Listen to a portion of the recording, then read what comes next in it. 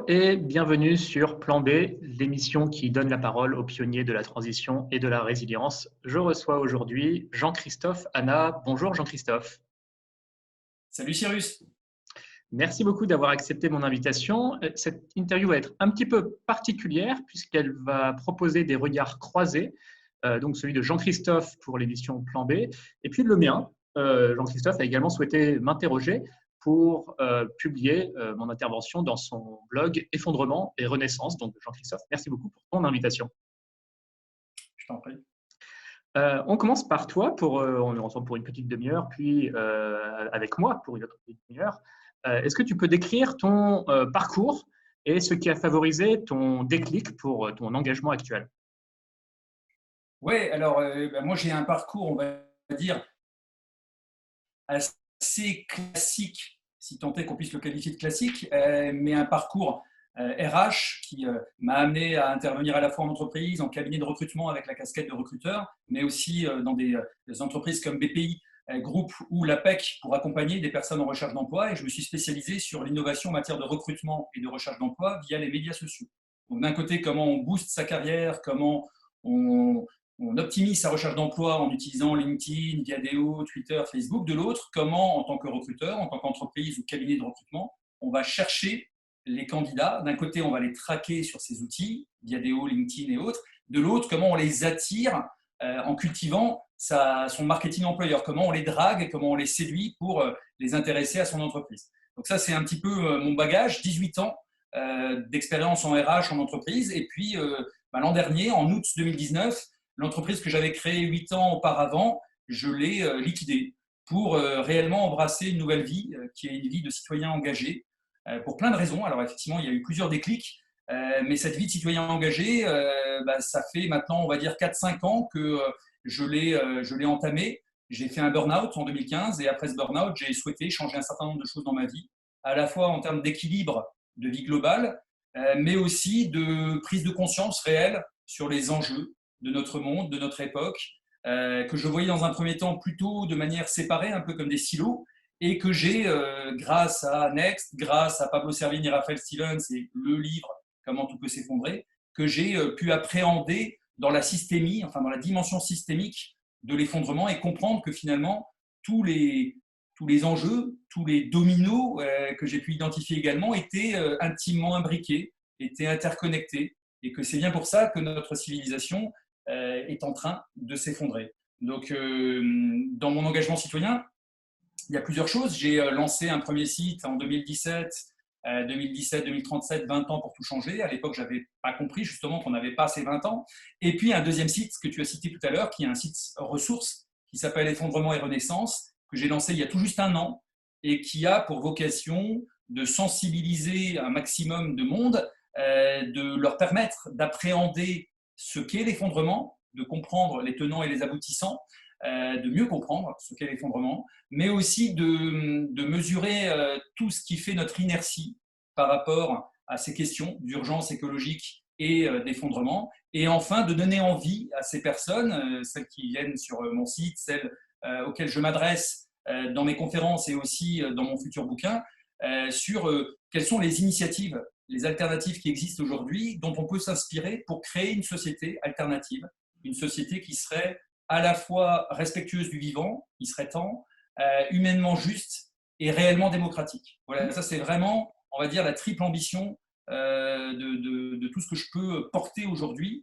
Et donc, comme on va pouvoir le voir ensemble, je me suis engagé dans 2 expériences municipales à Strasbourg, et qui sont des expériences citoyennes à chaque fois, et qui m'ont apporté énormément et qui m'ont permis de mieux comprendre aussi les acteurs et l'écosystème. Oui, très bien. C'est exactement ce qui m'a intéressé et ce pourquoi je t'ai invité, pour que tu développes ces points-là, en espérant que dans cette espèce d'étrange entre-deux tours, que ça inspire d'autres citoyens qui s'engageraient à leur tour dans le second tour des municipales, voire le premier tour si tout est remis à zéro. Avant d'embrayer là-dessus, sur les aspects plus conceptuels, quand on parle effondrement, il y a la thématique de l'énergie. Tu portes un t-shirt qui dit, je ne sais pas si on le voit entièrement à l'écran, aucune énergie n'est propre.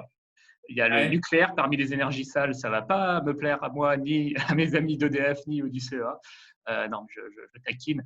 Ma question, c'est voilà, quelle est l'énergie la moins sale qu'il faudrait utiliser, ne serait-ce pour amortir les chocs et pour ne pas retourner au Moyen Âge? Ouais, alors je ne sais pas s'il y a une énergie réellement pas sale en fait. L'énergie qui est notre carburant, qui permet à la fois la croissance, d'exister, qui permet aux humains d'avoir connu le progrès, en tout cas une forme de progrès, si tant est qu'on puisse la qualifier de progrès, parce que moi je mets toujours des guillemets autour de ce progrès, puisque ce progrès s'accompagne de la destruction du vivant. En fait, comme dirait Arthur Keller, ben, on transforme la nature en déchets quelque part en puisant dans le sol ces énergies. Nécessairement, on va impacter les écosystèmes, nécessairement, on va créer de la pollution, les fameux gaz à effet de serre, mais des déchets également, et nécessairement, dans un dernier temps, on crée des dommages, on altère un petit peu les écosystèmes, et du coup, c'est tout ça que l'on peut ranger sous l'empreinte écologique de l'humanité. Bah, l'écologie, ça n'est jamais complètement neutre dès qu'on en fait une utilisation. Alors aujourd'hui, on parle beaucoup des énergies fossiles, on parle des énergies renouvelables. Moi, j'essaie toujours de préciser qu'une énergie n'est pas forcément renouvelable. Ce qui est renouvelable, c'est le soleil, c'est le vent. L'énergie en tant que telle est peut-être renouvelable, mais pas toute la logistique, tous les appareils qui permettent à cette énergie d'être utilisée par les humains. C'est-à-dire que forcément, que ce soit les panneaux photovoltaïques avec le silicium, que ce soit ce que l'on met dans une éolienne, sans parler évidemment des métaux rares qui vont intervenir dans les batteries de ces appareils, puisque ce sont des énergies qui sont intermittentes, hein, le vent, le soleil. La nuit, bah, il n'y a plus de soleil, et quand il n'y a pas de vent, il n'y a pas de vent, et donc il n'y a pas d'énergie. Et donc ces batteries, elles nécessitent des métaux rares. Les panneaux nécessitent du silicium, même une éolienne nécessite de l'acier, nécessite du béton, le mât. Enfin bon, il y a énormément de ressources que l'on va puiser dans le sol.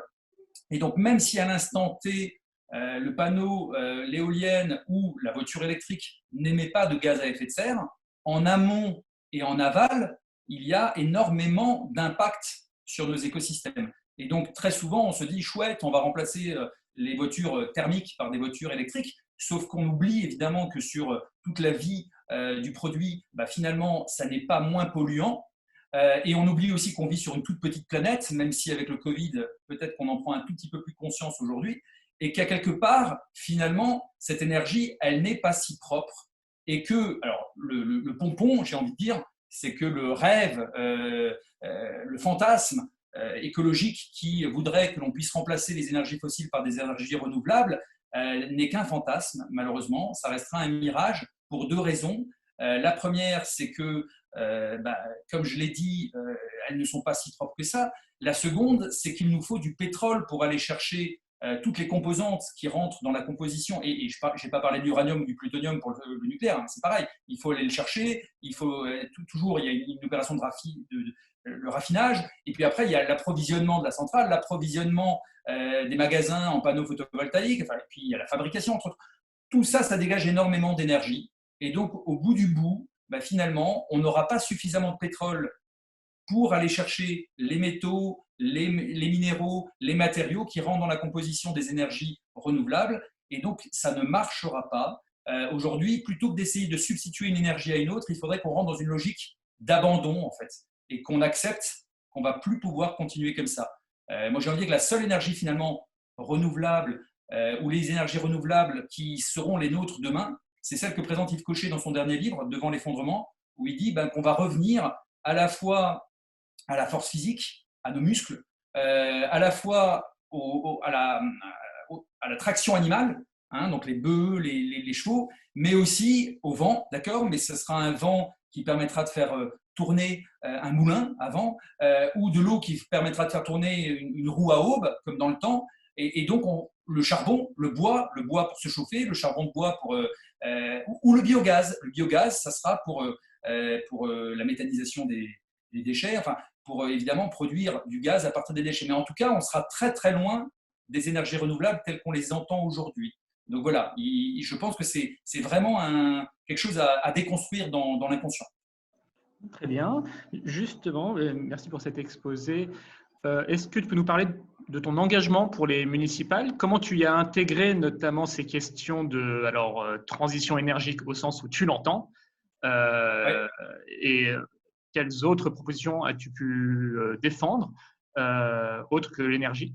Et surtout, avec quel parti tu t'es engagé? Pourquoi avoir choisi ce parti avant d'embrayer sur le programme que tu as défendu? Oui, alors, comme je disais tout à l'heure, ce n'est pas forcément des partis, puisque ça a été des aventures citoyennes. Mais juste avant, si tu le permets, je vais faire une toute petite parenthèse sur Strasbourg, qui est ma ville. Alors, ma ville, ce n'est pas moi qui l'ai conçue, mais c'est la ville où j'ai habité, où je suis né déjà, et où j'ai habité et j'ai vécu 37 des 44 années de mon existence, avec 7 ans à Paris il y a une dizaine d'années. Et du coup, bah, Strasbourg, je l'ai vu évoluer. C'est aussi une ville à laquelle je suis très attaché pour y vivre et pour y être né, mais parce que ma famille, l'histoire de ma famille est intimement liée à l'histoire de la ville. C'est-à-dire qu'en fait, j'y peux rien, c'est comme ça. Mon arrière-grand-père qui était architecte, mon arrière-grand-oncle, son frère qui était collectionneur d'art et mécène, et tous les deux ont participé à redessiner la ville après la Première Guerre mondiale, dans les années 1919-1920, et à revitaliser aussi culturellement la ville. C'est-à-dire que mon arrière-grand-père est l'architecte de l'hôtel de la famille, d'ailleurs, qui est un très bel hôtel à Strasbourg, si tu viens un jour, mais aussi l'architecte d'un ciné-théâtre qui est l'un des derniers au monde, qui s'appelle l'Odyssée, qui est vraiment une pièce de collection, on va dire, à Strasbourg, tout comme la librairie Kléber, qui est une grande librairie où passent tous les écrivains les plus connus pour présenter leurs livres. Mon arrière-grand-oncle a fait don de sa collection d'art au musée d'art moderne et contemporain de Strasbourg. Donc la moitié de la collection permanente du musée d'art moderne appartenait à mon grand-oncle. Donc on a comme ça, j'ai eu un Strasbourg qui m'a été présenté comme une ville particulière dès mon enfance. Et puis après, j'ai grandi avec ça forcément, je l'ai vu évoluer. Je suis parti à Paris. Pendant que j'étais à Paris, ben, il y avait le mal du pays, où on va dire, j'ai très bien vécu à Paris, mais l'envie peut-être d'y retourner, et puis le fait que Paris est cher, surtout quand on commence à avoir un premier enfant. Et donc là, j'ai commencé à fantasmer la Strasbourg idéale, la Strasbourg de mon enfance. Et j'y suis revenu, donc il y a une dizaine d'années, avec mon épouse que j'ai rencontrée à Paris, mon premier enfant. Et donc là, j'ai pu mesurer que bah, ce n'était pas forcément la ville si idéale que ça et qu'elle avait commencé à prendre une tournure plus dans la bétonisation que dans le végétal, on va dire.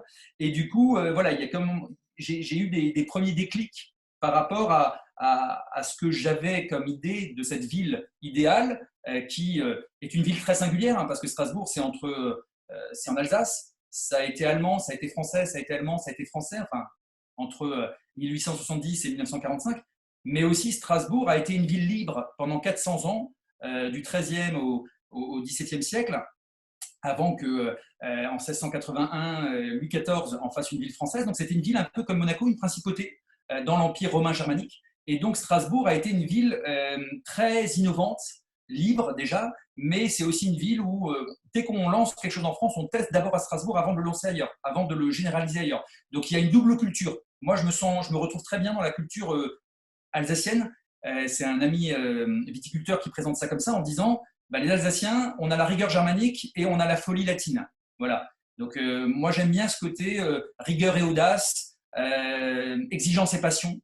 Et c'est un petit peu le cocktail qui m'anime. Voilà. Donc Strasbourg, c'était très important pour moi. Et du coup, dans mon virage citoyen, je me suis dit quelle est la bonne échelle. Et donc, j'ai longtemps réfléchi, est-ce que c'est l'État, est-ce que c'est le monde? Évidemment, l'enjeu, il est mondial. Aujourd'hui, le sentiment d'appartenance, il est plutôt national, l'État-nation. Mais les initiatives, elles sont locales et le lien, on va dire, le plus direct entre les électeurs, les citoyens et les élus, ce sont les villes. Alors, c'était ma première analyse qui a évolué depuis. Et donc, je me suis dit, voilà, Strasbourg, et si on faisait de Strasbourg une ville oasis? J'étais moi-même, je participais activement à un projet d'oasis à Strasbourg qui s'appelle l'Euroasis, qui est un tiers-lieu qui s'inspire des oasis des colibris et notamment des amanins de Pierre Rabhi. Donc un oasis où on propose un certain nombre de choses pour sensibiliser sur les alternatives notamment, avec de la formation, des événements, des cabanes dans les arbres, un espace de coworking, une école alternative, une crèche pour les tout petits dans la nature, un potager bio, un restaurant bio. Enfin voilà, on avait un grand projet, un peu comme Darwin, comme les grands voisins à Paris, des projets de ce type-là. Et on attendait la réponse de la ville, ça faisait quelques mois, et je me suis dit, mais, et si c'était Strasbourg, l'Oasis? C'est comme ça qu'est né le premier mouvement que j'ai lancé, qui s'appelait Strasbourg Go. Strasbourg Go, c'était un clin d'œil à Pokémon Go, auquel je jouais avec mes enfants. Et Strasbourg Go, l'idée, c'était de mettre les Strasbourgeois dans la rue. Donc c'est quelque chose que j'ai lancé en 2018, officiellement en novembre 2018, ça faisait quelques mois que j'y travaillais déjà. Et l'idée, c'était, voilà, proposer des grandes opérations, le Go de Strasbourg Go. Chaque mois, on avait une grande thématique. Et sur cette thématique, par exemple la nature en ville, on proposait un jeu par équipe avec des épreuves de découverte, à la fois de la biodiversité dans la cité, mais également d'aller, on a proposé aux participants d'aller planter des arbres dans un jardin partagé. Enfin, on essayait réellement de montrer qu'on pouvait déjà se retrousser les manches avant même un jour peut-être d'être aux commandes. Et l'idée, c'était voilà, c'est à nous, citoyennes et citoyens, de le faire parce que les élus ne le font pas, parce que la ville s'est bétonisée, parce que Strasbourg est la 4e ville la plus polluée de France tout en étant la reine du vélo.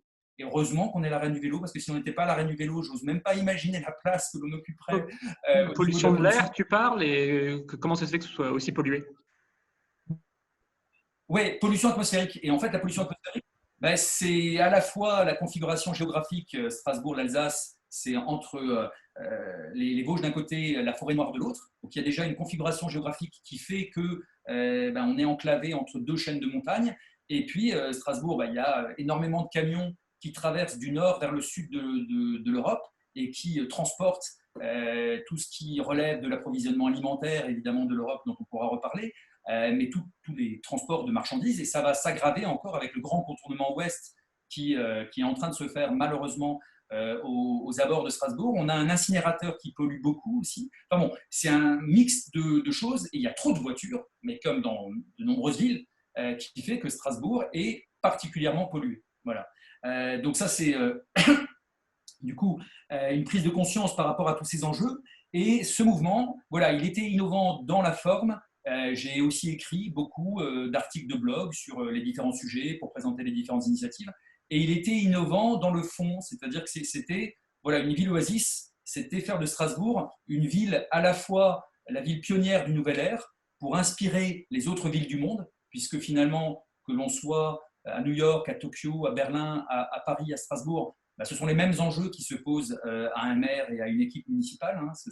C'est la gestion des transports, c'est la gestion évidemment de la sécurité des citoyens, c'est la santé, c'est voilà, la pollution. Enfin, c'est tout ce qui anime une ville. Et ça, effectivement, aujourd'hui, on parle quelquefois du gouvernement par les villes. C'est qu'on a une espèce d'unité administrative qui retrouve les mêmes préoccupations, qui partage les mêmes préoccupations, quelle que soit sa localisation au niveau mondial. Et donc ça m'a vraiment intéressé. Et donc on en a fait, voilà, c'était une ville qui pouvait être végétale et symbiotique, une ville résiliente et autosuffisante sur le plan alimentaire notamment, une ville collaborative, c'est-à-dire qu'on aurait évidemment grandement accéléré la partie démocratique et la participation des citoyens, bien sûr, et une ville équitable, une ville humaine. Voilà, donc on avait un projet très ambitieux et on s'aperçoit qu'il était peut-être trop ambitieux. Trop ambitieux. Ouais. J'ai parlé pour la première fois d'effondrement dans la tribune qui a lancé le mouvement. Donc ça, c'était nouveau à Strasbourg, de parler de résilience, de parler d'effondrement. J'ai des enseignements que je pourrais partager avec toi dans un second temps, puisque je vais te présenter l'autre initiative qui a aussi concouru à essayer d'éveiller les consciences à mon échelle auprès des Strasbourgeois. Mais en tout cas, c'était voilà, très singulier dans le fond, dans la forme. On a aussi essayé de donner des gages à tous les citoyens qui ont une défiance aujourd'hui assez catégorique par rapport à tout ce qui est politique. Le mot politique fait peur aujourd'hui. Le mot politique, dont la signification, malheureusement, n'est plus ce qu'elle était. C'est-à-dire qu'on a quelque part un parallèle que l'on fait systématiquement entre politique et corruption, entre politique et intérêt personnel, entre politique et attrait pour le pouvoir et uniquement dans une optique carriériste, on va dire, et individualiste. Et donc, on oublie tout l'aspect vertueux, évidemment, de la politique, qui est quand même l'art de gérer la cité, hein, si étymologiquement on s'intéresse au terme politique. Et donc, moi, j'ai voulu montrer qu'on pouvait faire des choses autrement. J'ai proposé notamment aux personnes de mon équipe, et on n'a finalement pas pu communiquer suffisamment dessus, de dire il n'y aura pas de tête de liste. Je n'ai jamais dit à titre personnel être candidat.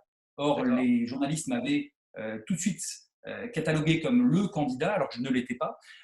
On souhaitait avoir 4-5 personnes qui puissent, si jamais on l'emportait, alors évidemment, on avait peu de chance, mais bon, si on l'avait emporté, 4-5 personnes qui puissent tourner avec une mairie tournante.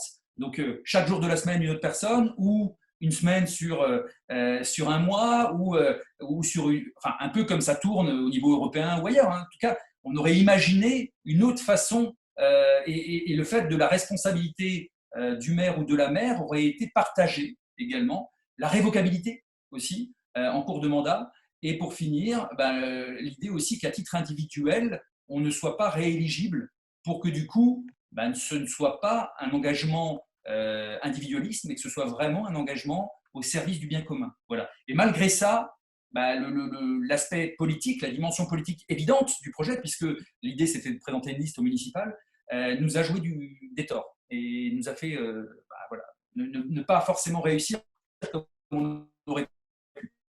Et du coup, j'ai arrêté cette première aventure il y a un an pour plein de raisons que je vais détailler après, mais la principale, c'est que j'avais le sentiment que Strasbourg était finalement déjà trop grand, trop bétonné, trop pollué, et que c'était trop grand pour être résilient et pour être autosuffisant sur le plan alimentaire, sur le plan énergétique, sur d'autres plans, sécuritaires, climatiques, économiques et financiers, enfin voilà. Et donc, je me suis dit, là, en plus, le fait de m'intéresser à la nature en ville, j'ai eu envie de plus de nature. Moi, j'ai toujours été citadin, Strasbourg, Paris. Et là, aujourd'hui, je n'aspire plus qu'à une chose, c'est vivre dans un éco-village au sein de ma petite tiny house que je suis en train de construire en mode collapse home. Donc, ce sera vraiment un projet dédié à l'effondrement et une petite maison résiliente par rapport à l'effondrement dans un éco-village lui-même interconnecté, parce qu'évidemment, la résilience, ce n'est pas juste à l'échelle d'une petite maison. Et donc, j'ai abandonné ce projet. Donc là, j'ai lancé Effondrement et Renaissance. J'étais dans l'écriture du site, dans l'écriture de mon livre. Et puis, en janvier dernier, là, cette année, il y a une candidate, Chantal Cutajar, qui est élue depuis un certain nombre d'années, qui a fait partie de différents projets sans être forcément encartée elle-même. Et là, elle a souhaité lancer une liste citoyenne, 100% citoyenne, sans étiquette, exactement ce qu'on avait porté, avec la même triple urgence, à savoir le vivant, l'écologie évidemment, l'humain avec un aspect social très fort, et la démocratie participative à laquelle elle avait activement concouru pendant son mandat, puisqu'elle était responsable de la démocratie participative et qu'il y a un pacte de la démocratie participative à Strasbourg. Et donc, du coup, ça résonnait en moi parce que c'était complètement aligné avec ce que j'avais porté avec Strasbourg. Donc, je me suis dit, tiens, c'est une occasion de donner suite au projet que j'avais porté. C'était l'occasion aussi de rendre service à tous les proches que j'ai qui vont rester à Strasbourg, qui ne vont pas forcément me suivre dans ma nouvelle vie dans un éco-village. Et c'était aussi, ça faisait partie de ma mission. Je me suis engagé de manière complètement désintéressée, à la fois sur le plan financier, j'ai refusé une place sur la liste, parce que je voulais vraiment que ça s'inscrive comme toutes mes démarches aujourd'hui depuis que j'ai liquidé ma boîte. Alors j'ai un tout petit peu d'argent de côté, mais j'essaye aujourd'hui vraiment de servir le bien commun, l'intérêt général, et je ne m'inscris plus dans une démarche uniquement monétaire, financière. Et donc, malgré tout ça, j'ai quand même essuyé pas mal de plâtres, de reproches. C'est là où on sent quand même que quand on aborde des sujets un peu sensibles, tout de suite, que ce soit les journalistes, que ce soit les associations, que ce soit… Enfin, voilà. Donc, ce que je n'ai pas dit tout à l'heure, mais qui est intéressant, c'est que dans le premier projet, j'avais essayé d'associer toutes les associations. Ouais. J'ai à nouveau, je leur ai tendu la main dans le second projet, en leur montrant qu'on était le seul projet, donc les citoyens engagés, la liste citoyens engagés de Chantal Cutajar, à reprendre toutes leurs propositions, que ce soit les propositions zéro déchet, les propositions pour la qualité de l'air, les propositions évidemment pour le vivant avec toutes les associations animalistes et autres, que ce soit les propositions pour la végétalisation de la ville. Enfin, on a repris toutes ces propositions et malgré tout, les associations sont restées à ne surtout pas se prononcer, à ne surtout pas prendre parti pour une liste. Donc après, ça leur appartient et c'est leur choix, hein, bien sûr.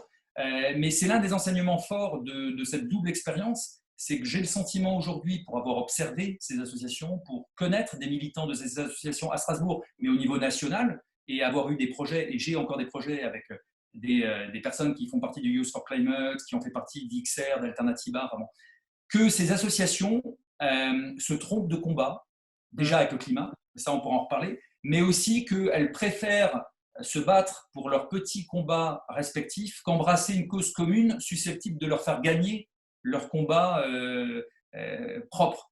Et ça, je trouve que c'est fort dommage parce que finalement, avec Strasbourg, je leur avais dit, ben voilà, Zéro Déchet Strasbourg, donc c'est Zéro Waste France, vous allez écrire la partie Zéro Déchet. Strasbourg Respire, qui est un collectif sur la qualité de l'air, je vous invite à écrire la partie comment améliorer la qualité de l'air. Et j'ai fait pareil pour toutes les composantes, hein, que ce soit pour les sans-abri, aussi sur la partie évidemment sociale, et finalement, notamment sur la partie écologique, ces associations n'ont pas pris parti, ont même vu les deux expériences, les deux aventures comme potentiellement concurrentes de la liste EELV qui finalement a gagné le premier tour, enfin a remporté le premier tour. Après, il y aura peut-être un nouveau premier tour, on ne sait pas. Et j'ai senti là qu'il y avait un décalage aussi entre le climat et l'écologie, évidemment, et encore, si on va plus loin, la systémie de l'effondrement. Et j'avais beau leur dire, mais arrêtez de parler que de climat. Déjà, le mouvement climat, l'urgence climatique, la Convention citoyenne pour le climat, résistance climatique qui s'est lancée, enfin, tous ces grands mots, la grève pour le climat, la marche pour le climat, enfin, on parle que de climat, alors que le climat, et je le dis comme Arthur Keller, comme d'autres, c'est un symptôme en fait, c'est pas l'origine de nos problèmes, c'est un facteur aggravant, certes, mais ça n'est pas la cause première de la situation, de la gravité de la situation dans laquelle nous nous trouvons aujourd'hui. Souvent, j'ai tendance à dire que l'urgence n'est pas climatique, elle est écologique déjà. Alors, on parle un peu de biodiversité, mais il y a la question énergétique, il y a la question des ressources, il y a la question évidemment de l'altération de tous les écosystèmes, de l'acidification des océans, de la fonte du permafrost. Enfin bon, c'est tellement énorme qu'évidemment, je ne vais pas te faire tout le. Tu connais bien aussi. Mais voilà, c'est tous ces dominos écologiques, mais aussi tous les dominos, l'ensemble des dominos de la dimension effondrement, où là, on rajoute évidemment l'économique, le financier, le politique, le social, mais aussi l'alimentaire, on rajoute le technologique, on rajoute le sanitaire, qui font que l'urgence n'est pas climatique, elle est écologique et elle est même systémique. C'est-à-dire qu'elle nous dépasse complètement. C'est l'un des problèmes d'ailleurs. Et ce mouvement climat, je l'ai trouvé pas très au fait de tout ça, pas suffisamment au fait de tout ça. Et alors, ne parlons même pas du projet EELV, qui évidemment, si on dit c'est mieux que ce qui a été fait par le passé, peut-être, quelque part, même si ils font la promotion des énergies renouvelables, et j'explique que ce n'est pas forcément la solution, évidemment, mais c'est surtout que ça reste terre à terre sur le climat, uniquement sur le climat, et dès que l'on parle d'autres enjeux, et moi, ce que Chantal Cutajar m'a invité à faire, c'était justement de prévoir un projet qui soit un projet de gestion des risques systémiques, un projet sur l'urgence écologique d'un côté, mais aussi comment on répond aux risques systémiques. Donc Chantal Cutajar, elle a lu Comment tout peut s'effondrer. Elle avait dans sa bibliothèque le livre que j'ai à côté de moi, Face à l'effondrement, si j'étais maire, d'Alexandre Boisson. Je lui ai parlé de Stéphane Linou. On a failli faire intervenir Stéphane dans une conférence en fin de campagne, on n'a pas pu le faire. Mais en tout cas, Chantal Cutajar est l'une des rares candidates au niveau national, il y en a une vingtaine, une trentaine peut-être, qui a signé la lettre, la proposition de lettre de Stéphane qui invitait les candidats et futurs maires à écrire à leur préfet pour engager une réflexion sur la résilience alimentaire. En fait, on a fait des choses qui sont allées très très loin.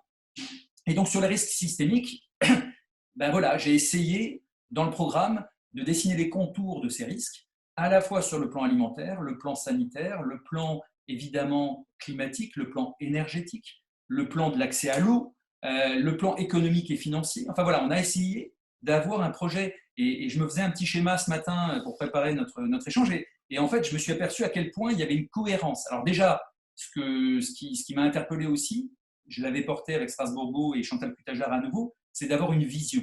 Très très peu de politiques ont une vision. Une vision, c'est comment on voit la ville évoluer, c'est qu'est-ce que la ville va impulser en quoi elle peut être inspirante pour les autres aussi. Et donc, à chaque fois, on a voulu faire que ce soit Strasbourgeois ou citoyens engagés, de Strasbourg une ville pionnière, une ville résiliente, une ville capable de répondre aux chocs que l'on va vivre, et une ville qui soit un exemple pour le monde. Alors, comme Strasbourg l'a été par le passé, c'est quand même le berceau de l'imprimerie, c'est le berceau d'un certain nombre d'innovations. C'était l'occasion aussi de se dire, voilà, à nous, Strasbourgeois, de montrer que l'on peut être innovant dans tous les domaines. Aujourd'hui, on parle de San Francisco ou de Roubaix pour les déchets, on parle de telle ville, Ungersheim, pour l'autosuffisance, on parle de Grande-Synthe ou de Grenoble ou d'autres villes dans le monde, Oslo, voilà.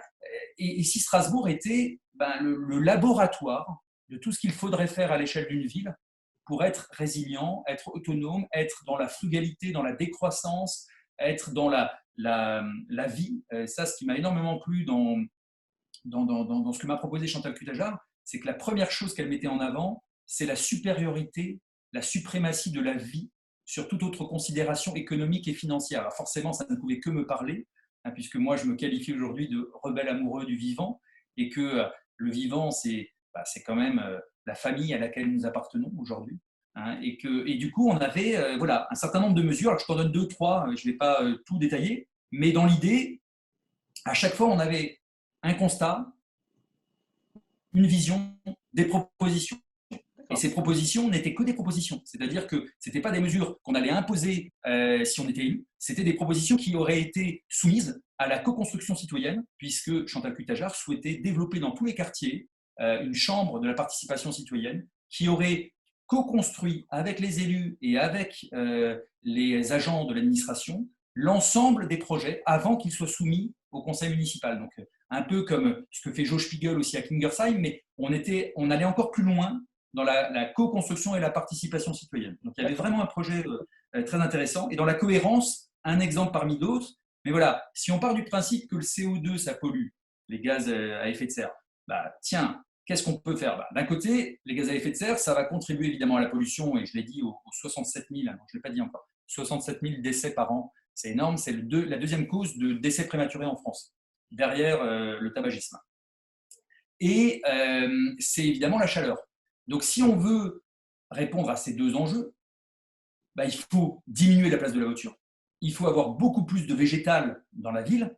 Il faut que la ville respire, évidemment. Et si on appelle à ce que la ville se transforme, c'était notre projet, en grand parc urbain, un peu comme Londres, qui est là aussi à l'esprit, et avec une continuité végétale entre les différents parcs de la ville, avec une zone sans voiture au centre-ville et dans chaque quartier, avec l'idée que ce soit le tram qui amène les enfants à l'école, qu'une partie du tram soit dédiée aussi à l'acheminement de tous les approvisionnements pour qu'il n'y ait plus tous ces camions qui polluent la ville tôt le matin en centre-ville. Et donc, on aurait eu comme ça une ville qui aurait respiré. Et de la même manière, si c'est végétal, on aurait planté évidemment des mini-forêts, les tiny forests, on aurait planté des arbres fruitiers et on aurait développé massivement l'agriculture urbaine et périurbaine.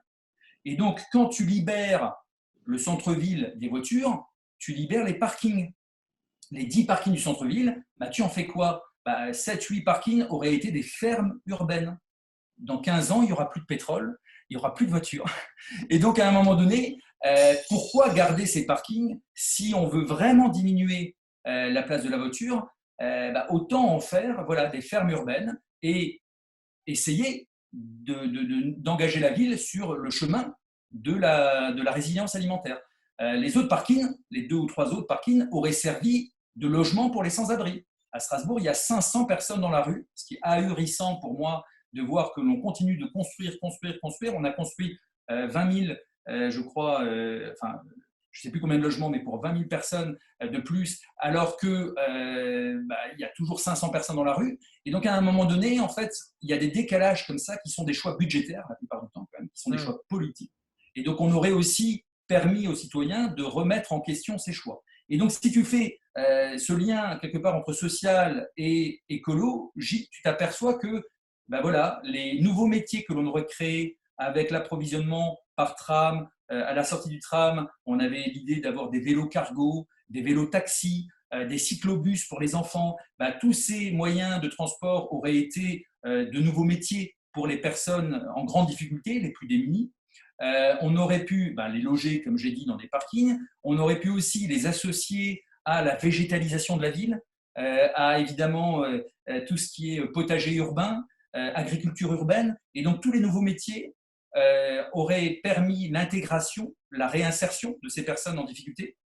Et donc, l'écologie sert le social sert l'écologie. Et finalement, plutôt que de les opposer systématiquement, on aurait pu justement permettre à ces deux réalités de coexister. Donc là, je suis en train de rejeter un petit œil à mon schéma, mais pour dire que voilà, tout ça, ça partait d'une idée vraiment ville fraternelle, ville comestible, ville végétale et respirable, ville économe en eau et en énergie. Ça aussi, forcément, ça a du sens par rapport à tout ce que je viens de dire, et une ville protectrice. Et donc, alors ça, c'est vraiment quelque chose qui moi, on le voit avec le Covid aujourd'hui.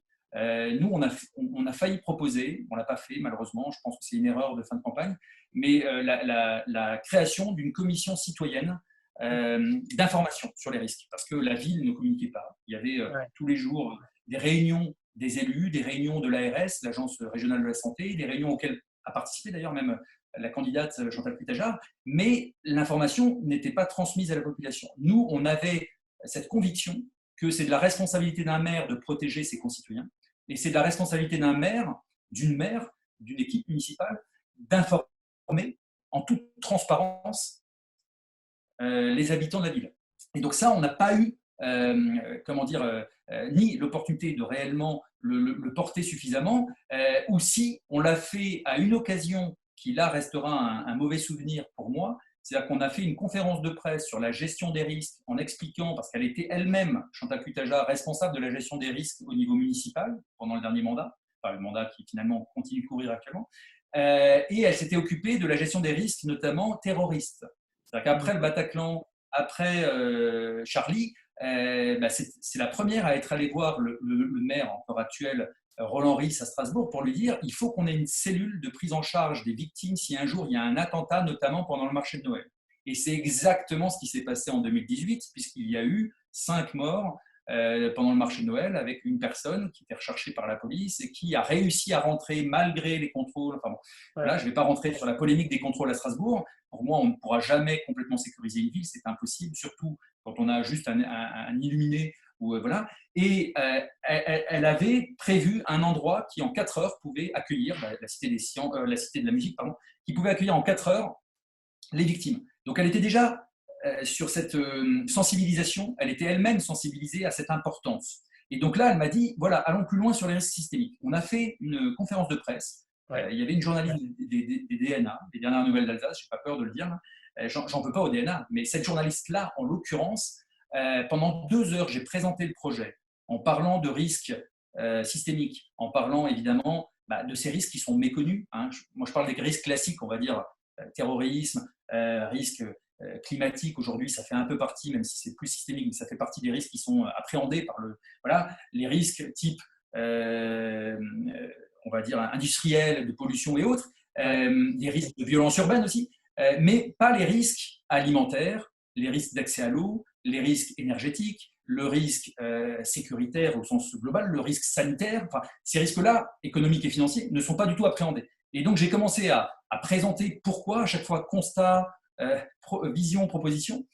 La journaliste nous écoute pendant 2 heures et le lendemain, elle nous assassine avec un article à charge sur Chantal Cutajar et la théorie du chaos.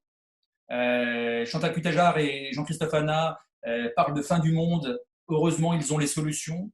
Elle a décrédibilisé tout le propos, tout le parti pris d'être engagé sur la protection des citoyens. Et malheureusement, ça nous a forcément été préjudiciable. Et j'en veux particulièrement à cette journaliste parce que je pense qu'aujourd'hui, peut-être que si je la rencontrais à nouveau avec ce qui nous arrive, elle aurait une autre vision du sujet. Et puis, je l'encourage à lire ces deux bouquins-là, de nos amis Stéphane Inou et Alexandre Boisseau, puisque voilà, il y a des vrais risques. Et on n'était pas des hurluberlus. On était simplement animés par cette volonté de protéger la ville. Et alors, je finirai sur le risque économique et financier. On était allé assez loin aussi dans la réflexion en se disant, tiens, et si le Stuc, qui est la monnaie locale, on l'a désindexé de l'euro. et on versait la moitié des rétributions en ch'tuc, à la fois aux agents, à la fois aux salariés du privé, aux élus, bien sûr. Et si demain, on avait une banque à l'échelle de la ville ou de l'Eurométropole, sur laquelle les personnes auraient un compte en ch'tuc sur cette banque, si demain les banques s'effondrent, et je parlais déjà de crise financière évidemment alors que le Covid n'était pas arrivé, et que voilà, on savait évidemment que la crise financière était sans doute peut-être le premier domino qui risquait de nous tomber dessus.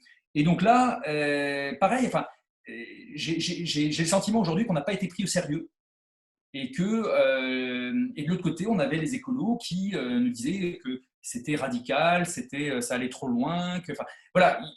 Alors que, en fait, oui, le projet était très radical, très audacieux, très ambitieux, mais finalement, juste ce qu'il faut par rapport à ce que l'on sait, toi et moi, des chocs qui arrivent et de ce que l'on devrait faire dans une ville quand on est soucieux de la sécurité et de la santé de ses concitoyens. Voilà. Et donc ça, c'est effectivement l'un des enseignements très forts. Les associations d'un côté, qui ne se sont pas mobilisées comme elles auraient pu et comme elles ne le font pas suffisamment, et qui m'ont même dit un jour, on se battra après, une fois que l'élection aura lieu, on ira embêter les élus. Puis, oui, mais plutôt gagner avant, tous ensemble, qu'aller embêter l'équipe une fois élue. Bon. Et de l'autre côté, les journalistes, avec ce côté, on n'a pas profité non plus de la même audience que toutes les listes pilotées par des partis traditionnels, évidemment, parce qu'on était une petite liste. Ouais.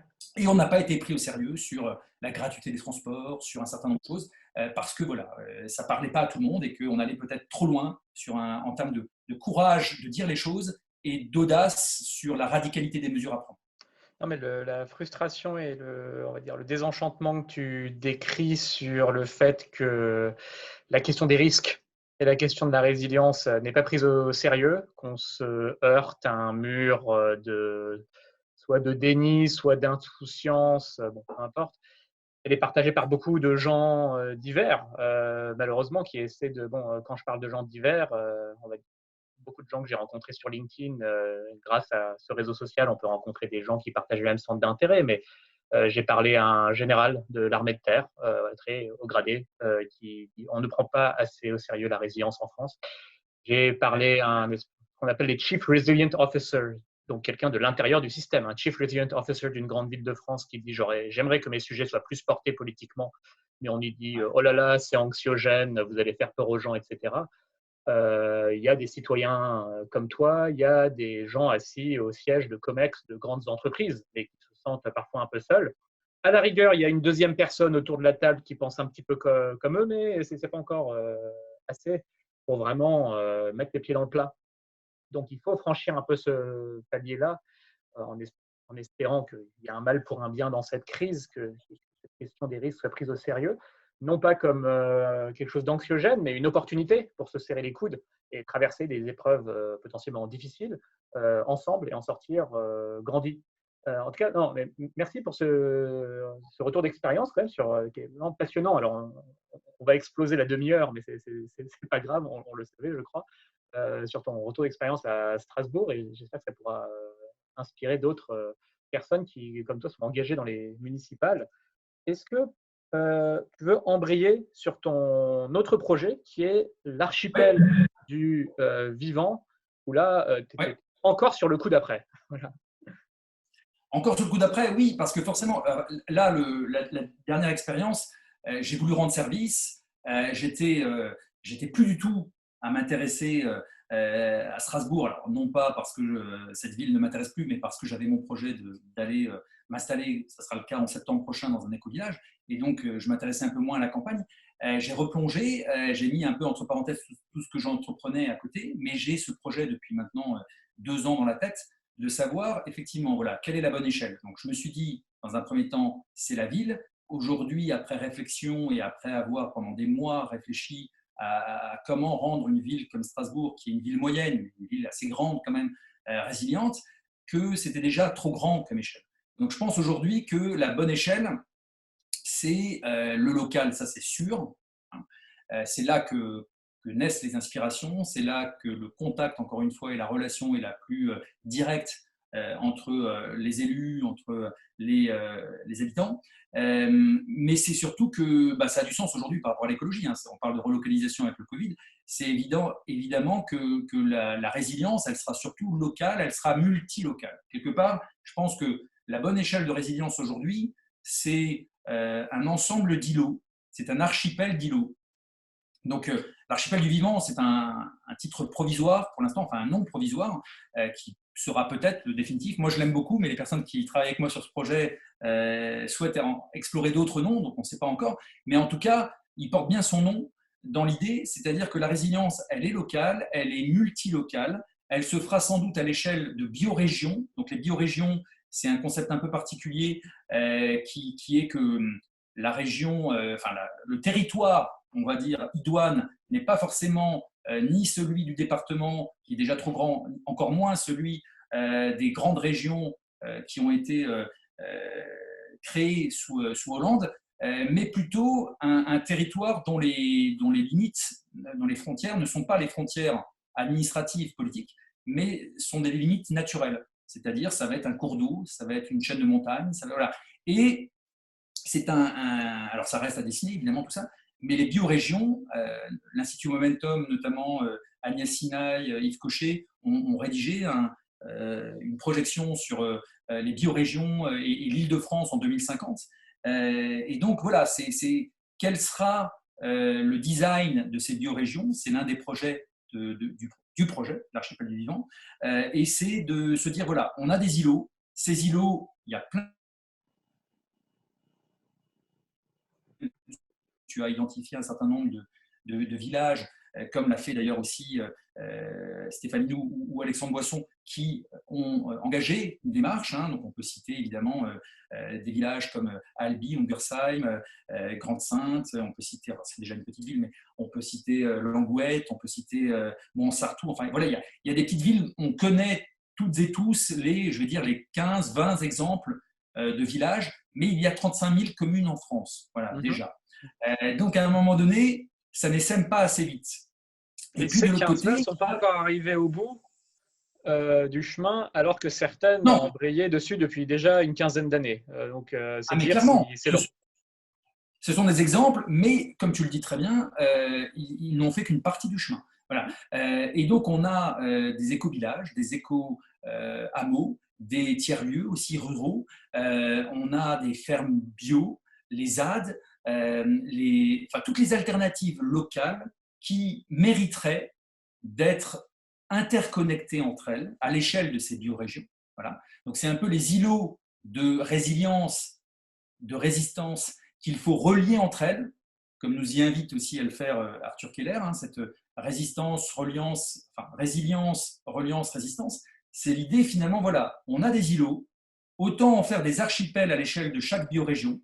Et une fois que ces archipels existeront à l'échelle de chaque biorégion, pourquoi pas archipéliser les archipels? Voilà. Donc l'archipel du vivant, c'est cette idée de se dire, voilà, donnons un maximum d'outils, de moyens, de services, et ça commencera dans les mois qui viennent, là, je pense d'ici juin, par un archipel de services, c'est-à-dire offrir la possibilité aux éco-villages, aux écolieux, aux villages en transition, aux ZAD et à tous ces acteurs de retrouver sur un même site, une même plateforme en ligne, l'ensemble des informations utiles, l'ensemble des ressources que l'on peut trouver aujourd'hui sur le site SOS Mer, sur le site de l'association Humanum, sur le site avec la cartographie Colibri, des oasis, sur le site, enfin voilà, c'est de se dire, voilà, tout ça, et puis toute l'offre de formation aussi, comment on se forme aujourd'hui à la permaculture, comment on se forme à la communication non violente, à l'holacratie, aux gouvernances partagées, comment on se forme à tout ce qui relève de la survie aussi en milieu hostile. Moi, je souhaite me former à toutes ces formations. Alors,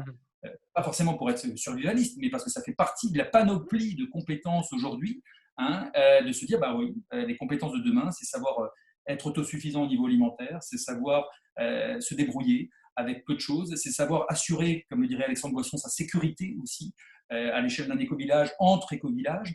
Donc voilà, c'est toutes les dimensions de cette résilience. Donc des services, la mise en relation, et puis amener, et alors là ce serait le rêve, on va dire, amener ces archipels locaux à entamer aussi une réflexion de comment on fait société, comment on refait société autrement, et de créer des micro-sociétés locales qui seraient, alors là, il y a une inspiration évidente du communalisme libertaire et notamment de ce qui se fait au Rojava aujourd'hui, qui est formidable. Hein, donc c'est Murray Bookchin, mais c'est aussi Orsalan, et c'est ce qui est fait au Rojava. Et c'est de se dire, bah voilà, demain, on pourrait avoir les citoyens qui reprennent en main leur destin à l'échelle de ces biorégions et qui font société. Et ces micro-sociétés refont une nouvelle société respectueuse du vivant, humainement juste et toujours, enfin, réellement démocratique. Voilà on va dire la vision et l'ambition finale. Et on n'a pour moi que 4-5 ans devant nous. Alors, je peux paraître un peu radical, mais je crois beaucoup à la vision d'Yves Cochet par rapport à ça. Pour moi, l'effondrement, dans sa phase terminale, aura lieu dans les 4-5 prochaines années. C'est-à-dire que là, voilà, c'est maintenant. On a une espèce de répétition générale avec le Covid, ou le début de cette phase finale, on ne sait pas trop, hein, on verra. Mais en tout cas, c'est maintenant, c'est pas dans 10 ans. On a toujours ces plans, alors surtout sur le climat, en 2030, la neutralité carbone en 2050. Il fera, on espère, 1,5 degré ou 2 degrés en 2100, alors qu'on les aura dépassés en 2050 déjà. Mais c'est toutes ces croyances et ces échéances, c'est maintenant en fait. C'est aujourd'hui qu'il faut commencer. Et donc voilà, c'est l'enjeu de ce projet que je porte. D'accord. Que nous portons. Oui, on manque cruellement d'un système alternatif qui soit capable de proposer vraiment une autre manière de vivre à des millions de personnes qui seraient potentiellement intéressées.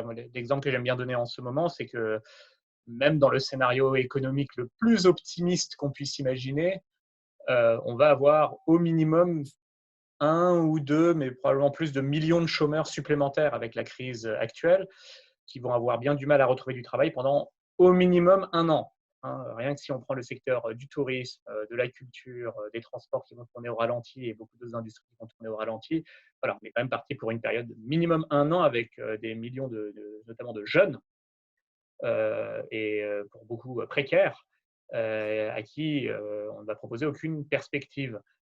Si seulement il y avait effectivement ce système B, on va dire, qui leur dit c'est pas grave, venez, justement, nous on recherche du monde, prenez vos valises, venez au moins faire une expérience d'1 an, on va construire que ce soit des habitats autonomes, on va apprendre à tendre vers une moindre dépendance énergétique et tendre vers davantage de résilience alimentaire. Je pense que c'est le genre de choses qui peut éventuellement intéresser des gens, mais cette proposition et cette capacité d'accueil aujourd'hui n'existe pas. Donc moi, je ne peux qu'encourager tout ce qui peut faire réseau pour être un peu visible, faire de la masse, pour pouvoir proposer quelque chose dans cette fenêtre que l'on a. Sachant que là, je suis sur un scénario plutôt optimiste de reprise économique en V au bout d'1 an. Hein, donc, et du coup, tu vois, juste pour préciser, c'est que ce qui se cache derrière ça, c'est aussi une prise de conscience qu'on ne changera pas le système, en fait. Le système tel qu'il est aujourd'hui, le système dominant actuel, il est destructeur, profondément destructeur sur le vivant, profondément destructeur par rapport à l'humain et destructeur de la démocratie. Voilà. Ce système, il n'a pas été fait pour être respectueux du vivant. Il est vicié, il est vicieux, il est vérolé, il est complètement bloqué, quelque part aussi. Et les personnes qui sont les tenants de ce système n'ont aucun intérêt à ce que les choses changent. Donc, il faut se dire aussi qu'en fait, cessons d'exiger ou d'attendre des choses de ce système. Ce système ne nous les apportera pas. Donc, l'idée de l'archipel du vivant, c'est de créer un système alternatif. Voilà. Donc ça, c'est une idée très forte, tu vois. Et puis, deuxième chose, et je terminerai là-dessus, c'est plutôt que de toujours chercher à raconter des récits, c'est à nous de la raconter, cette histoire. C'est à nous de la vivre toutes et tous ensemble.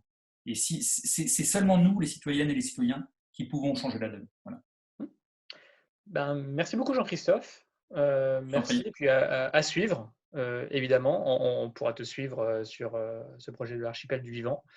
Est-ce qu'on embraye sur l'intervention que tu voulais de ma part sur ton blog? Volontiers. Tout à fait. Ouais. Alors sur le blog d'Effondrement et Renaissance, effectivement, j'avais initié une série d'interviews. Le premier y avoir participé d'ailleurs, c'est ton frère.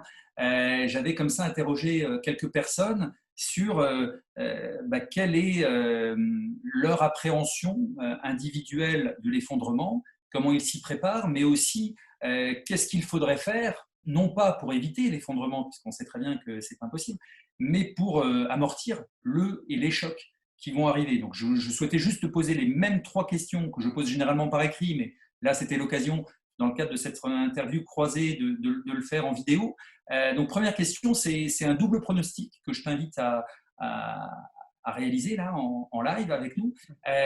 Quel domino va tomber en premier et quand? Alors, les dominos, je redonne juste comme ça une petite idée, mais j'en ai listé 12 dans le bouquin que je suis en train d'écrire.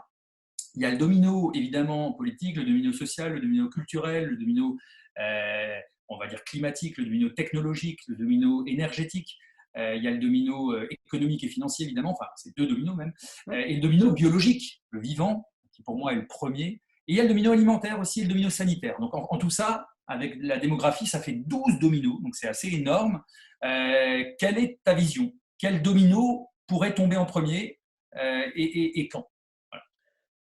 Certains sont déjà en train de tomber, alors c'est plus ou moins perceptible. Le domino de la biodiversité tombe depuis une cinquantaine d'années, donc le déclin a déjà été amorcé. Il n'est pas forcément très perceptible, ou alors on arrive à compenser ce que nous coûte la perte de biodiversité par du progrès technique. On peut prendre l'exemple du déclin des populations de vers de terre ou d'insectes qui ne touchent pas encore tout à fait les rendements agricoles, ou alors qu'on arrive à compenser par de la technologie.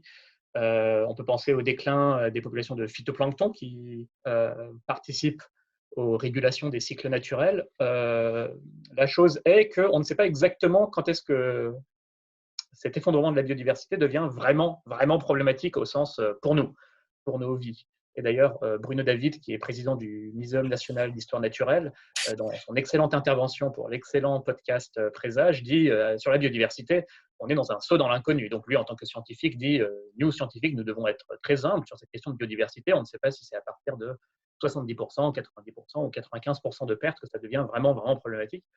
On peut néanmoins raisonnablement penser que sans une biosphère en bonne santé, notre civilisation ne tient pas debout. Enfin, tôt ou tard, donc ça, c'est on va dire une tendance de fond voilà, qui est tout à fait perceptible, mais qui va le devenir, sachant qu'on a notre civilisation a réussi aussi à se rendre hors sol et à repousser hors de sa sphère visible ce genre de questions. Mais pour combien de temps? Il y a le domino financier économique. On peut effectivement se dire qu'il est tombé, qu'on a atteint un espèce de pic de prospérité il y a une douzaine d'années avant la crise de 2008, du moins pour la France. Beaucoup d'indicateurs indiquent qu'on est pas seulement en haut d'un plateau, mais déjà dans un déclin économique et financier qui est potentiellement irréversible. Pour prendre un indicateur comme le pouvoir d'achat ou comme le PIB par habitant, ceci stagne en France depuis une douzaine d'années. Et ça, c'était avant la crise du Covid. Donc, la crise du Covid risque de nous ramener limite au niveau de l'an 2000, voire avant. Sauf qu'on va aussi se retrouver dans une situation où on a beaucoup plus de dettes qu'en l'an 2000. Donc voilà, on a ce déclin-là qui est déjà amorcé, que beaucoup subissent déjà, c'est-à-dire quand il y a une stagnation économique, c'est-à-dire la moyenne est de plus 0%, ça veut dire qu'il y a des gens qui sont en décroissance et des gens en croissance. Et voilà, comme 10-20% du haut font encore de la croissance, du moins en France, on peut penser que les 50-80% du bas font de la décroissance déjà. Donc ça a déjà commencé. Après, bon, il y a ce dont je suis en train de parler, et il y a des chocs vraiment profonds que tout le monde ressent dans sa chair, comme l'épisode de Covid actuel, qui est spectaculaire, que personne n'avait imaginé, qui est brutal et qui va être plein de conséquences. Ce que tu appelles domino, moi je l'appelle effet ciseau. J'avais écrit un article justement qui a un petit peu lancé mon blog, qui l'a un petit peu rendu visible sur LinkedIn, dans différents milieux, etc. On pourra mettre le lien en bas de la vidéo, c'est les 12 effets ciseaux qui nous guettent. Donc, tu parlais de 12 dominos, moi c'est 12 effets ciseaux. Un effet ciseau étant, on va dire, lorsque deux tendances s'entrechoquent entre une menace croissante et notre incapacité décroissante à faire face à cette menace. Ou alors une ressource de moins en moins disponible et une demande croissante pour cette ressource. Donc, j'ai abordé des sujets comme l'eau, le pétrole, les sols, le climat, évidemment, l'économie, les inégalités, la protection sociale, etc. etc. Donc, pour prendre le sujet de la protection sociale, on a un besoin croissant de protection sociale. vieillissement, santé, chômage, mais des capacités de financement décroissantes, ou du moins de plus en plus limitées, de cette protection sociale, avec un prix qui stagne, voire qui décroît, ou du moins qui est maintenu sur toute perfusion par de la dette. Donc, pour répondre à ta question, les dominos, ils sont multiples. Il y en a un cocktail assez explosif. Tout ça va interagir les uns avec les autres. Donc, je ne saurais pas dire quel sera exactement le processus. Voilà, il y a des dominos qui sont déjà tombés, d'autres qui sont en train de tomber. Sinon, après, tout ça, à un moment, les causes et les effets vont se mélanger. Beaucoup de ces choses se matérialisent déjà. Hein, les rendements agricoles stagnent ici et là dans le monde depuis, je pense, une dizaine d'années. La faim dans le monde repart à la hausse. On voit aussi que le système est fragile, c'est-à-dire la crise économique actuelle. Bon, on voit que les pays riches ont des tampons, voilà, des banques centrales, etc. Mais que pour les pays pauvres, c'est assez dramatique, hélas. Maintenant, je pense que le but, et on va en parler, c'est avant d'écrire cet article, non, au moment où j'ai écrit cet article sur les effets ciseaux, et avant de vivre cette crise qui nous frappe quand même, et où on voit une capacité de réaction quand même, j'étais dans ce catastrophisme un peu simpliste. Hein, quand même, beaucoup d'entre nous y étaient, c'est-à-dire, OK, il y a plein de risques, il y a plein de dominos, il y a plein d'effets ciseaux, peu importe, il y a plein de choses qui nous menacent, tout ça va faire patatras. Bon, sauf que le processus va s'étaler, tu dis 5 ans, on peut imaginer qu'il s'étale sur 50 ans, peut-être plus longtemps. Bon, il va se passer beaucoup de choses à ce moment-là. Il y a beaucoup de choses qu'on peut faire pour anticiper, amortir les chocs, pour essayer de faire en sorte que ça se passe bien. Enfin, je crois quand même en notre capacité de réaction collective. Et de toute façon, il faut bien donner une lumière au bout du tunnel aux gens pour les mobiliser. Voilà. Donc, mon but maintenant, ça va être de moins parler justement d'effets domino et de plus parler vraiment de capacité de réaction et des outils qu'on a pour réagir. Et ils sont nombreux.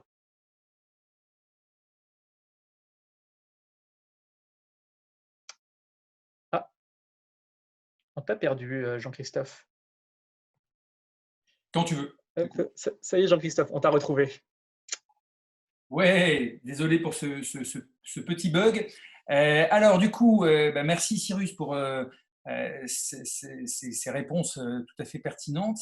La deuxième question que je souhaitais te poser, justement, ça fait écho à ce que tu viens de nous dire, c'est comme l'effondrement, et je pense qu'on est d'accord tous les deux, est inéluctable, quelles sont selon toi les 3 principales mesures que l'on pourrait prendre aujourd'hui pour anticiper, amortir le choc et préparer demain? Alors, je crois que tu as reçu d'ailleurs notre ami Arthur Keller dernièrement et ses propositions, mais quelles sont tes propositions? Comment tu vois à la fois la sortie peut-être du Covid, mais même s'il n'y avait pas eu Covid finalement, voilà, comment tu t'y prendrais?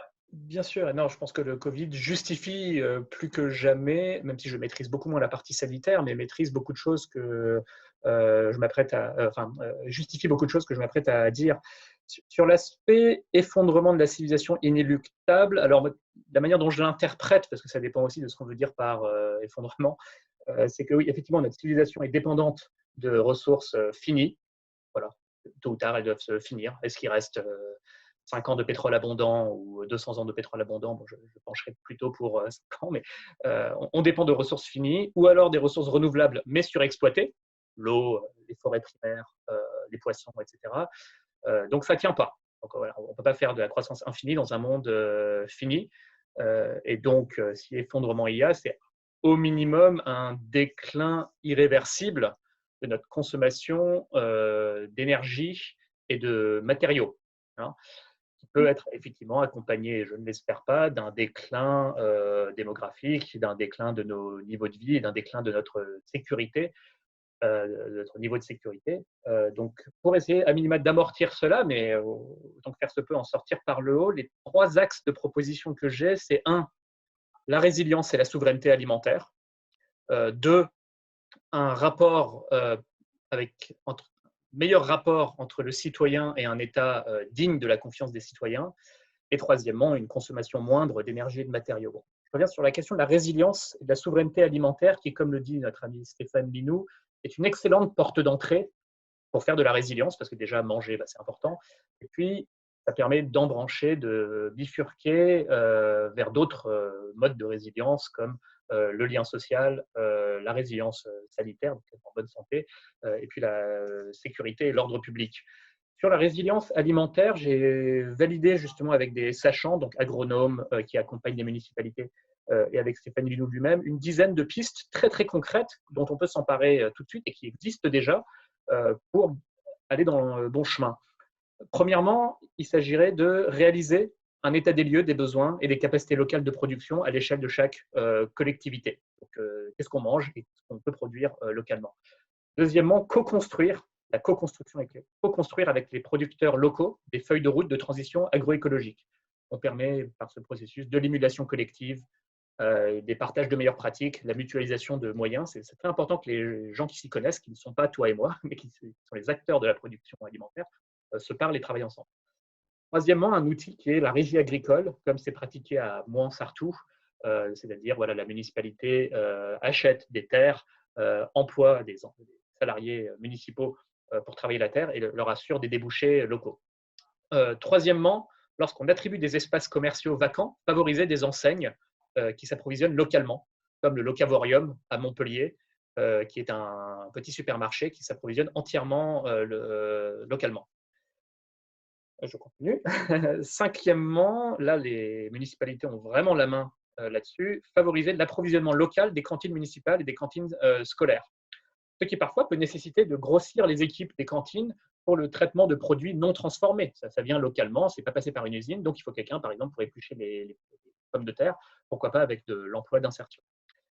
Proposition suivante, favoriser des projets d'installation d'agriculteurs en achetant des terres, en assurant à ces agriculteurs des débouchés, etc. C'est un peu comme la régie agricole, mais bon, c'est pas, on va dire, vraiment une régie agricole tout à fait. C'est juste, on favorise des agriculteurs qui veulent s'installer localement, sous l'impulsion de la municipalité. Puis, c'est des choses qui existent tout à fait. Stéphane Linou en a animé des événements festifs autour de l'alimentation locale, des espèces de défis où les acteurs locaux voilà, se lancent le défi de s'approvisionner localement et de faire des bons plats, enfin, histoire de mettre un peu de festivité autour de ce sujet quand même sérieux. Autre proposition, attribuer des jardins ouvriers aux citoyens qui sont intéressés, des jardins collectifs partagés, des jardins ouvriers, etc.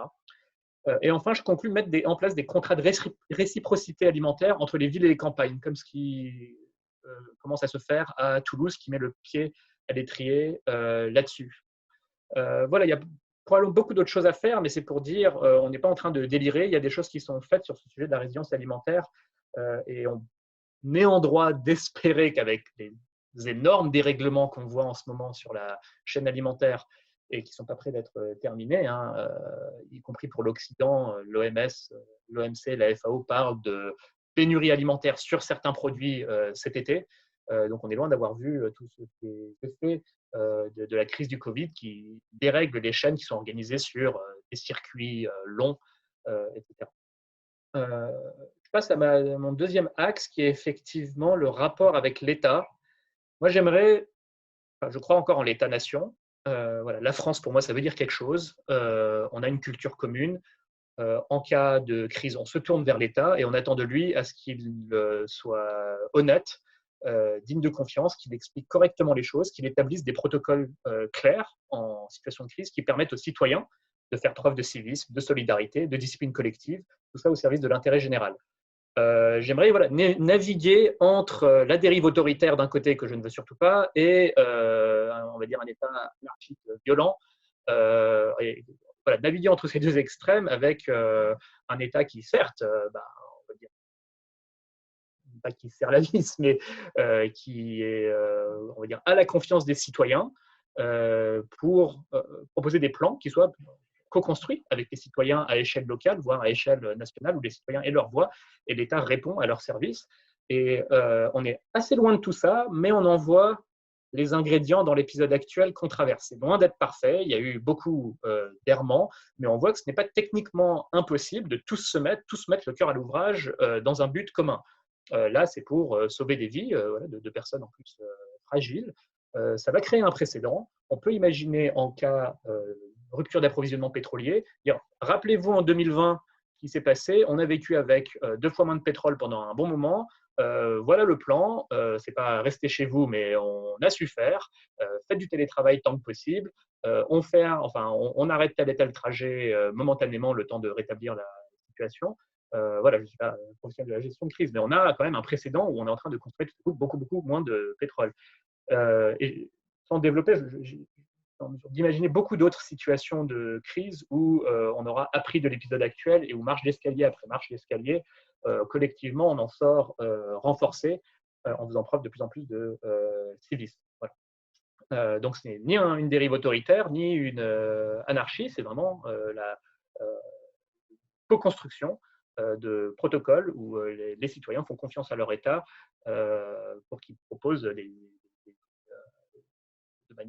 une bonne organisation pour surmonter les crises. On voit que certains États se sortent bien mieux que nous de la crise actuelle parce qu'ils sont agiles, parce qu'ils sont bien organisés, parce qu'ils sont clairs envers leurs citoyens, parce qu'ils avaient été aussi préparés à la crise actuelle, ils avaient fait les stocks, etc. Donc voilà, puisse la crise actuelle nous servir de leçon. Tout n'est pas acheté dans ce qui est fait, mais il y a beaucoup de choses qui peuvent être corrigées. Et donc ça, c'est la bonne nouvelle, qui peuvent être corrigées en vue de crises d'autres natures qui risquent d'être beaucoup plus sévères. Le troisième axe, c'est évidemment le levier de la décroissance énergétique et matérielle. Si c'est couplé avec une décroissance de PIB, j'ai envie de dire, il faut trouver une autre manière de créer de la valeur sociale.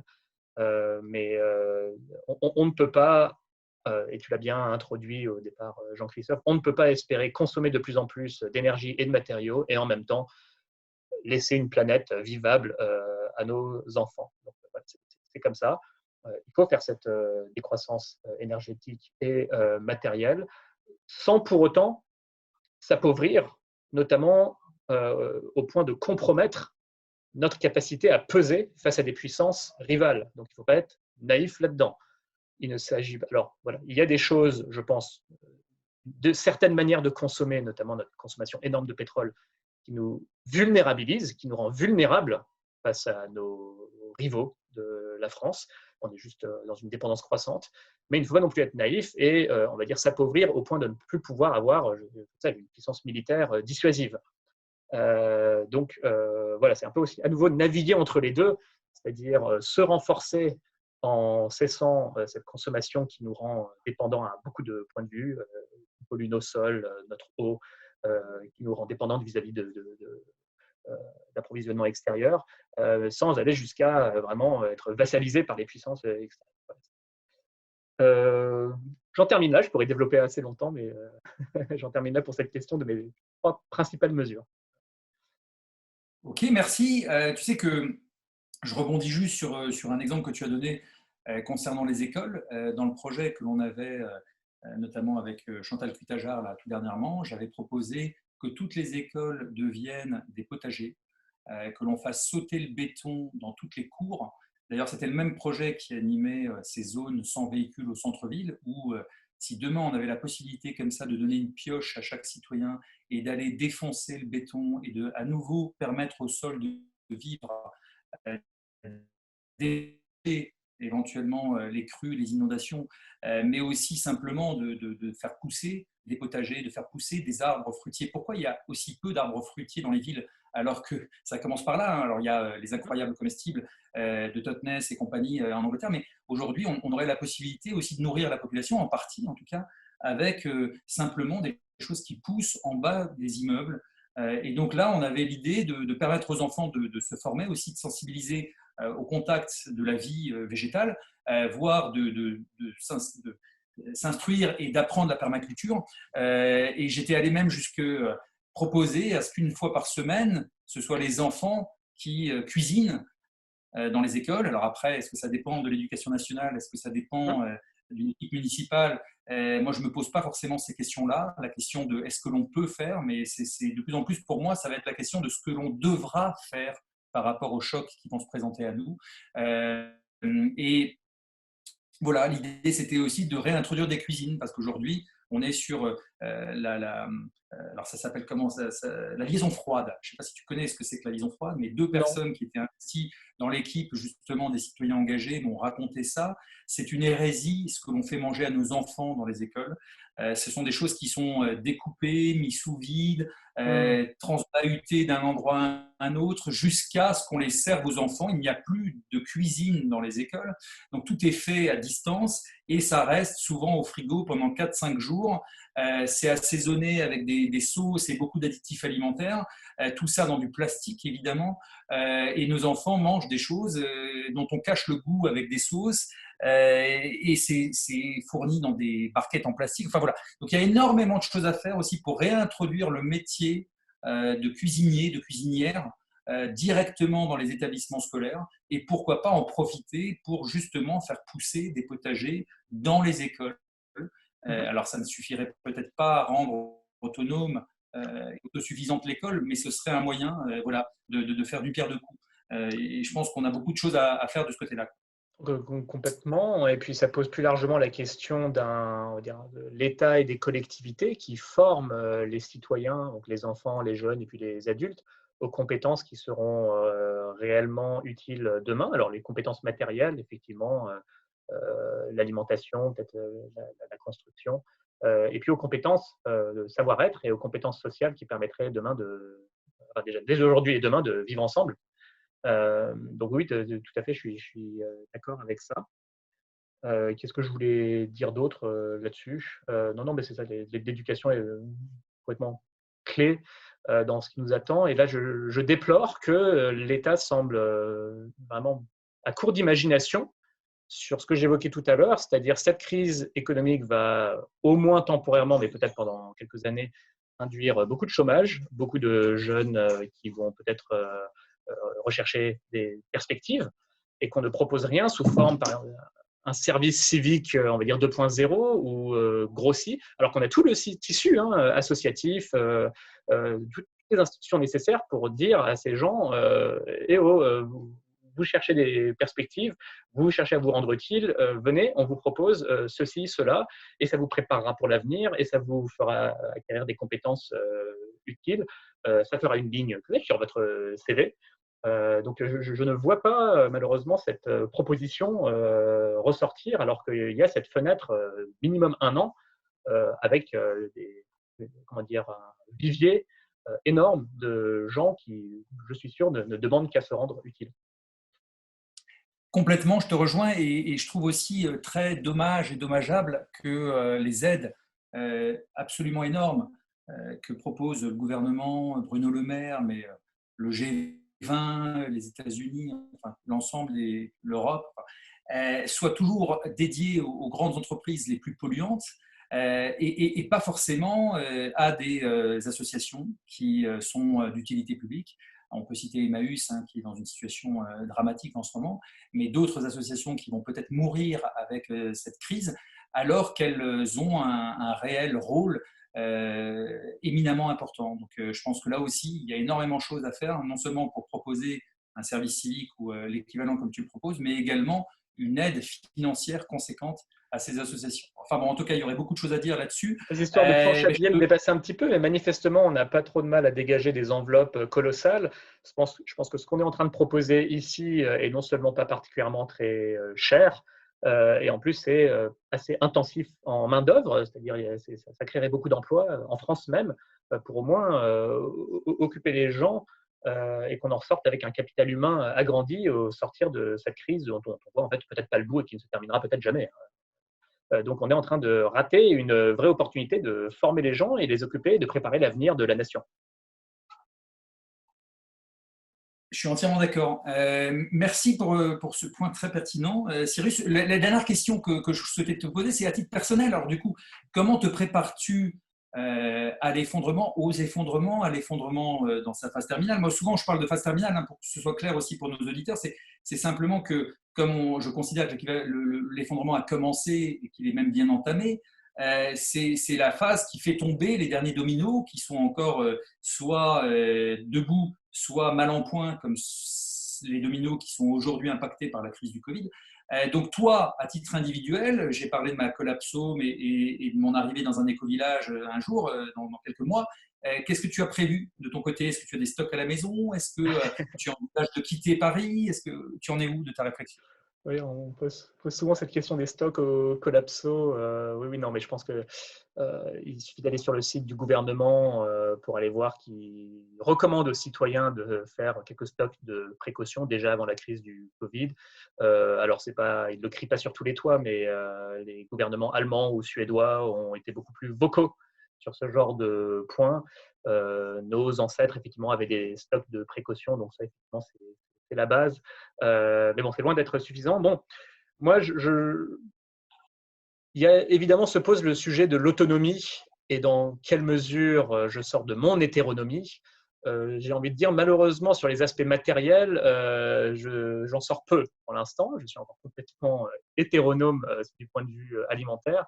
Je sais faire peu de choses de mes mains.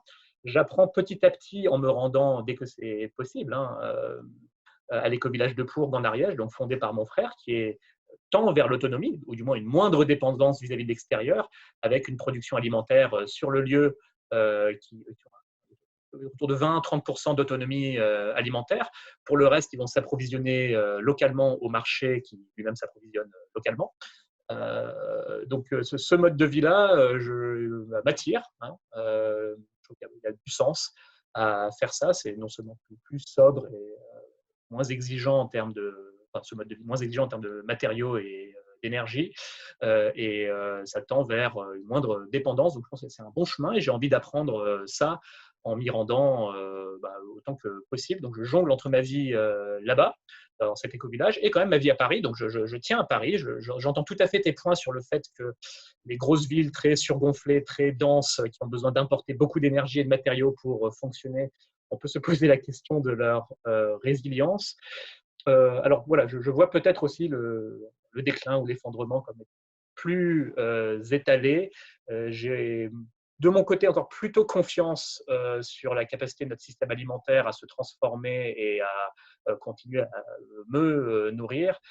Donc pour le moment, dans ma réflexion, je continue à faire ce que j'ai su faire, je dirais à défaut de mieux, c'est-à-dire réfléchir et aider à réfléchir en tant que consultant et faire des études, favoriser la réflexion chez les gens.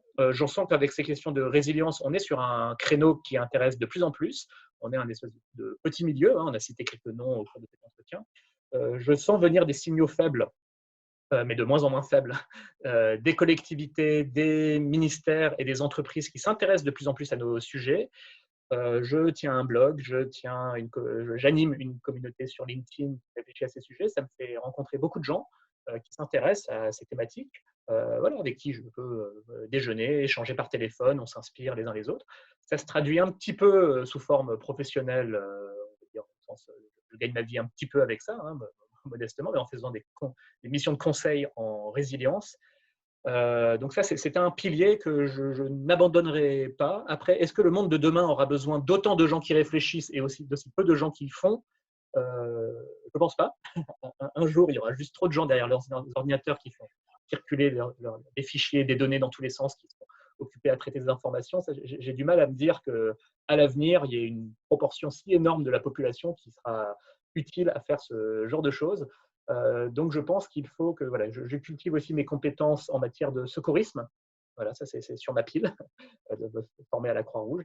Il va falloir que je continue de cultiver mes compétences de savoir-être et mes compétences sociales. Je pense que j'en ai certaines, mais il va falloir, voilà, je pense que demain, il y aura besoin de gens pour faire de la gouvernance locale, de la gouvernance participative.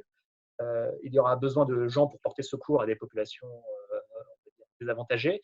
Il y aura besoin de prendre soin les uns des autres avec un État qui sera peut-être de moins en moins capable avec un PIB décroissant, de moins en moins, un État qui sera de moins en moins capable de financer des services publics, et ben, il faudra que ça se substitue par du temps humain. Donc, je réfléchis beaucoup à cette économie du temps et comment me rendre utile à cette économie-là, qui d'ailleurs ne nous a pas attendu pour exister. Hein. Tu citais Emmaüs, donc c'est une économie bénévole parmi d'autres. Cette économie bénévole-là est déjà assez énorme et je pense n'est amenée qu'à croître. Donc, c'est un modèle qui existe, qui est amené, je pense, à croître. Donc, voilà, je me prépare plutôt dans ce sens-là. Il se peut qu'il y ait de moins en moins besoin de consultants, de plus en plus besoin de bénévoles et de faiseurs. il se peut aussi qu'il y ait de plus en plus besoin de consultants comme je le fais moi. Et donc, je me rendrai, si c'est le cas, si c'est ce scénario-là qui se dessine, on fait de plus en plus appel à moi pour faire du conseil en matière de résilience, en matière d'anticipation et de prospective, eh bien, je me rendrai utile à ça. Donc, je surfe un peu sur les vagues et les opportunités ou les sollicitations qui se présentent à moi.